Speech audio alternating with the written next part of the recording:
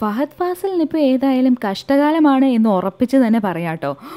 ഒരു ഡിസാസ്ട്രസ് ഡെബ്യൂവിന് ശേഷം വളരെ പവർഫുള്ളായിട്ട് തിരിച്ചു വന്ന് എല്ലാവരെയും തൻ്റെ അഭിനയ വൈഭവം കൊണ്ട് വിസ്മയിപ്പിച്ച ഫഹദ് ഫാസിൽ ഇപ്പോൾ വളരെ മോശം ഒരു പാച്ചിൽ കൂടെയാണ് കടന്നു പോകുന്നത് തൻ്റെ കരിയറിൽ.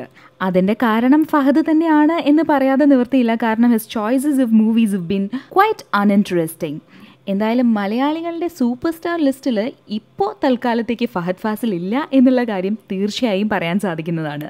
ഈ ഒരു rough patch in his career Fahadh ഫാസിലിനെയും വല്ലാതെ ബാധിച്ചിട്ടുണ്ട്. ആള് അല്പം സങ്കടത്തിലൊക്കെ തന്നെയാണ്. അതുകൊണ്ട് തന്നെ കക്ഷി ഒരു മാസത്തേക്ക് ഒരു ബ്രേക്ക് എടുക്കാൻ തീരുമാനിച്ചിരിക്കുകയാണ്.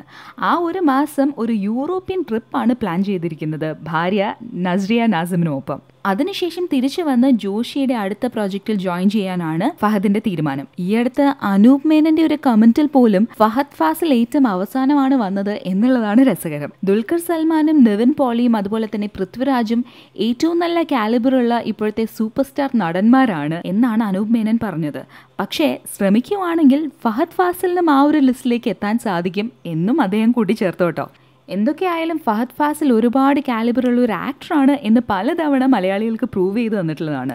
പക്ഷേ കഴിഞ്ഞ കുറച്ച് കാലങ്ങളായിട്ട് ഫഹദ് തൻ്റെ ഫാൻസിനെ വല്ലാതെ ഡിസപ്പോയിൻറ്റ് ചെയ്തുകൊണ്ടിരിക്കുകയാണ് എന്നുള്ള കാര്യം പറയാതെ വയ്യ. അയാൾ ഞാനല്ല, ഹരം, മറിയമ്മുക്ക് എന്നീ ഫിലിംസൊക്കെ ഇറങ്ങിയെങ്കിലും ഒന്നും തന്നെ വിജയിച്ചില്ല എന്ന് വേണം പറയാനായിട്ട്.